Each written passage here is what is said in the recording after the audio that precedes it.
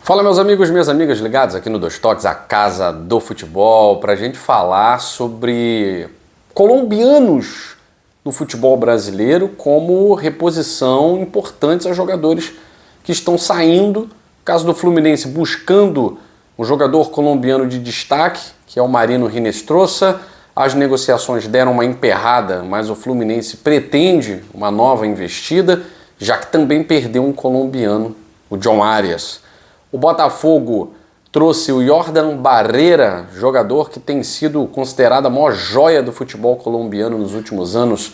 E aí o novo Luiz Dias, né, diz a imprensa de Barranquilha, já está no Botafogo, já foi anunciado, está no bid, pode inclusive jogar contra o Corinthians. E o Flamengo, muito próximo de anunciar a contratação de Jorge Carrascal, jogador também colombiano que estava atuando no futebol russo, com passagens pelo River Plate. Protocolo Colômbia acionado aí pelos grandes clubes do Rio de Janeiro. Botafogo e Flamengo, uma situação mais certa. Fluminense buscando ainda, né, a contratação do Marino Hinestrosa, está muito difícil. Mas como os jogadores colombianos voltaram a ser destaque na mídia brasileira depois de tanto tempo, é claro. Richard Rios, John Arias, mas principalmente nos anos 90, jogadores colombianos eram vistos como grandes craques, né? Como primeira prateleira, principalmente aquela geração da Colômbia que contava com Asprilla, Aristizábal, Fred Rincón, grandes jogadores que passaram pelo futebol brasileiro e deixaram títulos, né? O Asprilla sendo campeão pelo Palmeiras, assim como o Aristizábal no Palmeiras, no Cruzeiro, o Rincón no Palmeiras e no Corinthians, jogadoraços. E agora a Colômbia volta a ser uma opção de primeira prateleira no Brasil.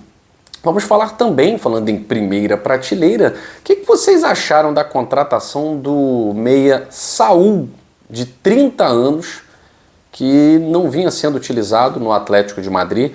É jogador do Atlético de Madrid, mas o Atlético não tem a menor intenção de continuar com o Saúl, já tinha inclusive emprestado o jogador para o Sevilha. O jogador estava quase certo de ir para o futebol turco e acabou voltando atrás e resolveu aceitar aí a proposta do Flamengo. O que vocês acham, torcedores do Flamengo, sobre a contratação do Saúl? E o Botafogo recebeu ontem, no aeroporto, a contratação mais cara da sua história em números absolutos, né? Com reajustes de dólar, de euro, para lá, para cá e tal, a contratação do Danilo acaba sendo a mais cara e ultrapassando a do Thiago Almada, né? Danilo é um jogador também de primeira prateleira. Estou acompanhando a imprensa brasileira muito animada com a contratação do Danilo, né? Enfim, vamos falar sobre isso, mas antes eu quero pedir o seu like, a sua inscrição. Canal Dois Toques crescendo, quer chegar até os 50 mil, mas antes a gente precisa passar pelos 48, pelos 49 para chegarmos nessa marca histórica de 50 mil inscritos. Canal aí com um ano, a gente quer completar um ano com 50 mil inscritos, conta muito com a sua moral, beleza? Vamos lá. Times cariocas acionando o protocolo Colômbia. O Botafogo é o único que acertou, de fato, a contratação, já anunciou a contratação de Jordan Barrera. Um jogador que não tem o currículo, por exemplo, ainda, né, do Hinestrosa e do Carrascal, porque é um jogador muito novo. Há pouco tempo estava no Sub-17, Sub-20 da seleção e foi profissional do Junior Barranquilla, uma das principais equipes colombianas, que inclusive esteve na Libertadores no ano passado, se classificou como primeira do grupo, né? Inclusive no grupo que tinha o Botafogo, o Junior Barranquilla. E a equipe do Barranquilla subiu o menino Jordan Barrera. Se destacou, terminou a temporada como titular absoluto da equipe colombiana, mesmo com a pouca idade, e entrou no radar de equipes europeias. Mas tem aquela coisa também, né? Os jogadores colombianos, por mais que a seleção colombiana hoje tenha voltado a ser uma seleção de primeira prateleira na América do Sul, os jogadores colombianos ainda sofrem um preconceito da questão disciplinar, da questão tática. E no Brasil, a gente tem visto exemplos de jogadores colombianos que inverteram essa dinâmica completamente. Que é o caso do John Arias, um dos principais jogadores do futebol brasileiro nos últimos anos, e do Richard Rios, que joga muita bola e era um dos pilares desse time do Palmeiras. A Europa ainda vê jogadores colombianos com alguma reserva, apesar de os grandes craques estarem lá, né? Caso do Luiz Dias, que está aí envolvido numa negociação milionária, né? Agora, Yordan Barreira tem tudo para ser um grande jogador nas mãos dessa comissão técnica do David Ancelotti, né? É uma comissão técnica que se aprimora em trabalhar partes, ofensiva, defensiva, parte tática, e exatamente para onde os grandes jogadores vão. Infelizmente não ficam no futebol sul-americano, né? Então Yordan Barreira, é claro, vai ser preparado para se transformar num grande ativo e futuramente ir para o futebol europeu, que é o caminho de todos os grandes jogadores no início de sua carreira. Agora, antes a ideia é que faça uma excelente temporada pelo Botafogo, mas ainda chega com o status de aposta, né? Eu acho que tem tudo para ser um jogador que vai despontar no futebol brasileiro. Não sei nessa temporada se já vai ser um grande destaque, mas para a próxima temporada eu vejo o Barreira aí até como titular da posição.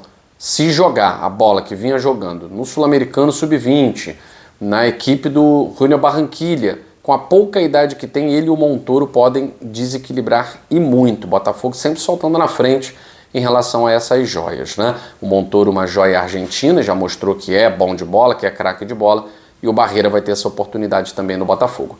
O Flamengo já investiu num jogador com mais bagagem, que é o Jorge Carrascal.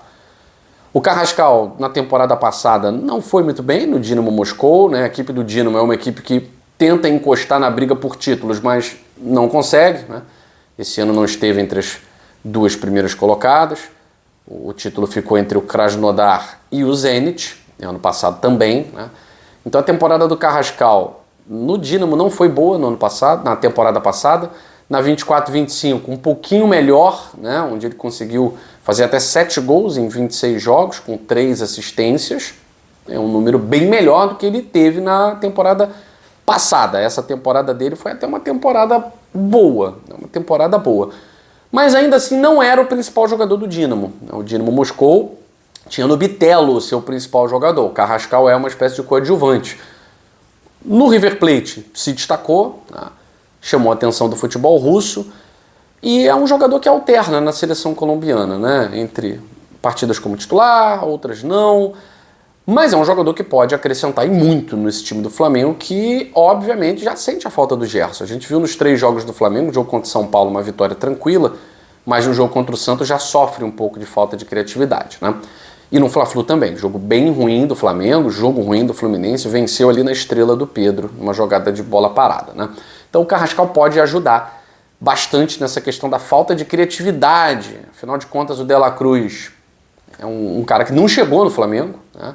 O Arrascaeta muitas vezes sente o ritmo de jogo, é um cara que está sempre no limite físico, né? E os outros jogadores do Flamengo, a gente fica sempre, será? Luiz Araújo joga bem um jogo, no outro some. Então são jogadores muito inconstantes, né? O Flamengo apostava muito nessa dupla de Arrascaeta e De La Cruz, que nunca aconteceu, né? E agora traz o colombiano Carrascal para ser a esperança, torcendo, né, o torcedor do Flamengo, para não ser o novo Alcaraz, né? Chegou com uma contratação mais cara, isso e aquilo, e não deu em nada, né? Acabou sendo emprestado. Mas o Carrascal vem num momento melhor, por exemplo, do que o Saúl. O Saúl, muita gente mostrando aí um gol do Saúl contra o Bayern de Munique, faz 10 anos que ele fez aquele gol, né? Olha só o cara que vai destruir no futebol brasileiro, um gol de 2016. É um bom jogador, mas que já não estava à altura do time grande na Espanha, né?